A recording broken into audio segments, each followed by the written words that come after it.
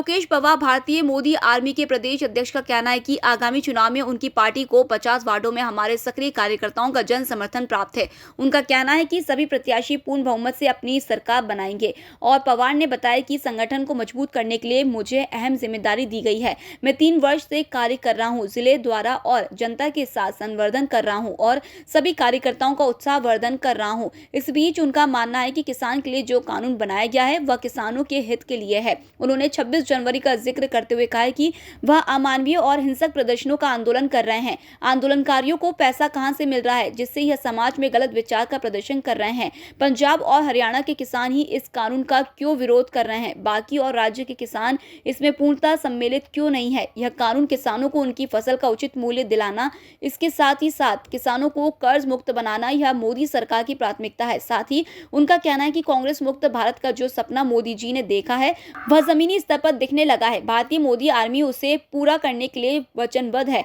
आज तक जो कांग्रेस की सरकार ना कर पाई वह भाजपा की सरकार ने करके दिखाया, जिसमें देश के कड़े फैसले लिए। इसमें धारा 370 श्री राम जन्मभूमि निर्माण ऐसे कड़े फैसले कर मोदी सरकार ने एक मिसाल कायम की है। उन्होंने आरोप लगाते हुए कहा कि कांग्रेस में परिवारवाद और वंशवाद बहुत समय से चला आ रहा है, जिससे उनके यहाँ नेतृत्व की भारी कमी है। कांग्रेस देश में सिमटती जा रही है। कांग्रेस अपने विपक्ष को बचाने के लिए ही जद्दोजहद में लगी पड़ी है। ये क्या देश का नेतृत्व करेंगे। आगामी चुनाव के लिए उन्होंने अपनी भूमिका स्पष्ट की। नगर निगम चुनाव में जो हमारी रणनीति होगी, अभी जो भारतीय मोदी आर्मी का जो गठन जो समस्त 51 जिलों में है, छिंदवाड़ा को छोड़कर, अब की क्योंकि चौधरी चंद्रभान सिंह जी पूर्व मंत्री इसके संरक्षक बन चुके हैं, तो नगर निगम चुनाव में पूरे 50 वार्डों में हमारे वाले सक्रिय रूप से सक्रिय कार्यकर्ता रहेंगे। और भारतीय मोदी आर्मी पूरी तरीके से प्रयास करेगी कि भारतीय जनता पार्टी के प्रत्याशी अधिक से अधिक बहुमतों से जीते और फिर से भाजपा की नगर निगम सीट छिंदवाड़ा में आए। यही हमारा प्रयास रहेगा। कांग्रेस मुक्त भारत ऑलरेडी हो चुका है भैया, और भविष्य में भारतीय मोदी आर्मी का सबसे पहला लक्ष्य तो यही है कि माननीय नरेंद्र मोदी को भविष्य के 10 साल भी और प्रधानमंत्री बनाए रखना है, ताकि जो हमने 2020 में देखा, जो हमने 2019 में देखा, जो 2017 में देखा, वो चीज़ें एक अकल्पनीय थी।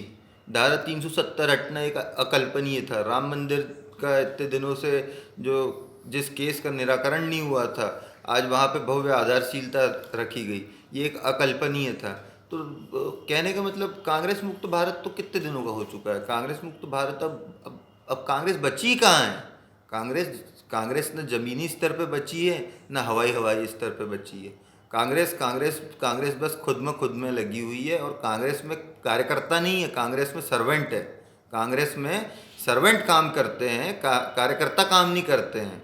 उनको महीने की तनख्वाह दी जाती है। यहाँ हमारे कार्यकर्ता काम करते हैं और ज़मीनी स्तर से जुड़ के काम करते हैं, बूथ स्तर से जुड़ के काम करते हैं। हमारे लिए तो सबसे बड़ा कार्यकर्ता होता है बूथ स्तर का कार्यकर्ता। जो बूथ अध्यक्ष होता है वो हमारे लिए सबसे बड़ा कार्यकर्ता होता है, कि वो पूरे बूथ को एक कैप्चर करके रखता है। सबसे बड़ा कार्यकर्ता मेरी नज़रों में बूथ कार्यकर्ता है। और रही बात कांग्रेस मुक्त भारत का, तो वो ऑलरेडी कांग्रेस मुक्त भारत माननीय मोदी जी कर चुके हैं। जहाँ विपक्ष बनाने के लिए गठबंधन करना पड़ रहा है, तो आप सोच सकते हैं कि कांग्रेस मुक्त भारत हो चुका है। संगठन को मजबूत करने के लिए मेरे को पिछले 3 वर्षों से भारतीय मोदी आर्मी का प्रदेश अध्यक्ष बनाया है संपूर्ण मध्य प्रदेश का।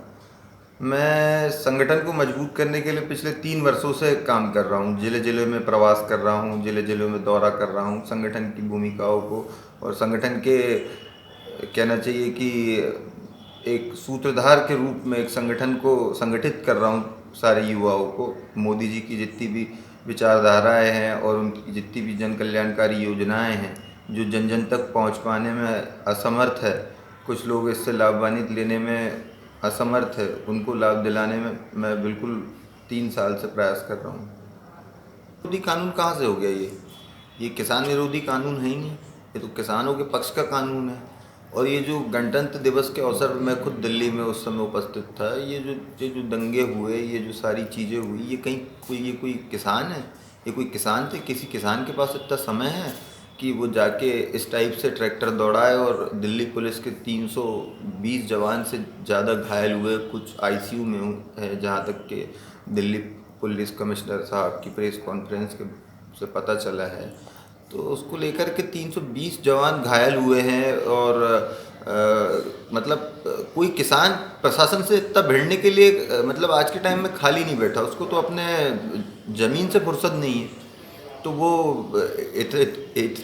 इतने दिनों तक वहाँ पे कहाँ से मतलब टिका रह सकता है। और दूसरी चीज़, इन संगठनों को फाइनेंस कौन कर रहा है, इतना पैसा कहाँ से आ रहा है। और तीसरी चीज़ ये कि सिर्फ और सिर्फ अपना पंजाब का ही कानून, पंजाब का ही किसान क्यों इस कानून का वो कर रहा है, बहिष्कार कर रहा है। कहने का मतलब मध्य प्रदेश से भी जा सकते थे, महाराष्ट्र से भी जा सकते थे, छत्तीसगढ़ से भी जा सकते थे, और भी अन्य राज्यों से जा सकते थे, पर सिर्फ और सिर्फ पंजाब से ही क्यों इतना सब कुछ हुआ। और मुझे तो सूत्रों से ये भी सुनने में आया कि जो वहाँ पे ट्रैक्टर दौड़ाए गए, जिस हिसाब से पुलिस को अपनी आत्मरक्षा करने के लिए पीछे हटना पड़ा, वो सीन भी दिखाया गया कि किस हिसाब से दारू पिला के गुंडों को चढ़वा के ट्रैक्टर दौड़ाए गए। ये कोई किसान विरोधी आंदोलन नहीं है, ना ही ये कोई किसान विरोधी बिल है।